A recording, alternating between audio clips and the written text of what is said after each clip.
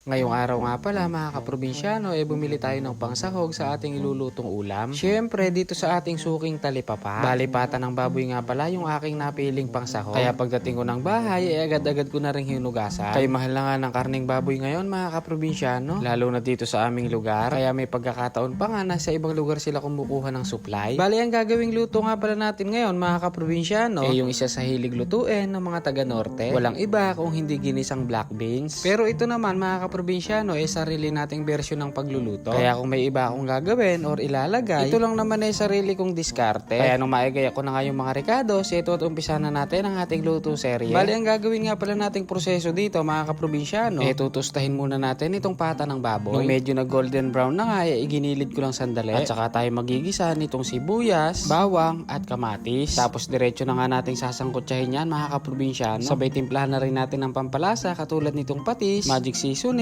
pamintang durog. Saka natin halo-haluin ng mabuti mga kaprobinsyano. Nung masangkotsa ko na nga ng mabuti, nilagay ko na itong binabad na black beans. Ito nga pala, binigay lang sa akin ng aking kapatid mga kaprobinsyano. At napasyal kasi sila dito sa bahay. Maalala ko nga mga kaprobinsyano, huling natikman ko itong black beans nung kami napapasyal pa sa aming tita sa Pangasinan. Siguro nasa 10 taong gulang pa lang ako noon. Pero natatandaan ko pa rin yung lasa mga kaprobinsyano. Pero hindi yata dahon ng ampalaya yung kanilang nilalagay. Parang dahon yata ng malunggay mga kaprobinsyano. Pero dahil malabong itong ating tanim na ampalaya, ito muna ang aking ilalagay. Tapos kumuha na nga rin pala ako ng ilang pirasong siling panigang. At bago ko nga pala makalimutan, shoutout nga pala sa aking auntie at mga pinsan dyan sa Pangasinan. At pagkalipas nga ng 40 minutos, sinilip ko muna yung ating pinalalambutan. Naglagay na nga rin pala ako ng kaunting asin mga kaprobinsyano. Fast forward na nga tayo mga kaprobinsyano. Pagkalipas ng 1 oras at kalahati, sa wakas, lumambot na itong ating sahog na pata. Namiss ko nga rin talaga yung ulam na ito. Ito kasi sa amin, bibihira lang magluto ng mga ganitong klaseng ulam. Sobra lambot na nga itong ating sahog na pata mga kaprobinsyano. Sa tagal ko nga itong pinakukuluan, ilang beses din ako nakapagdagdag ng tubig. At ang panghuli ko nga palang ilalagay dyan itong dahon ng ampalaya. Isang kulo lang, okay na yan. At kapag pinagtagal pa kasi natin ito, baka pumait yung sabaw. Kapag ganyan na nga ang datingan, tara tikman na po muna natin mga kaprobinsyano.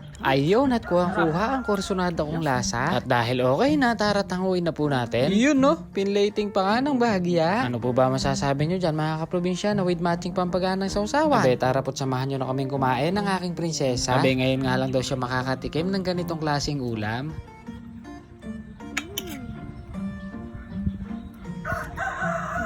Ayun, at nagustuhan naman niya yung ating niluto mga kaprobinsyano. Siyempre, tayo naman ang babanat. Hindi natitikman na ulam. Nada po tayo mga kaprobinsyano. Parang masarap kamayin Ito ng pagpagana natin sa usawan mga kaprobinsyano. Sige, patis.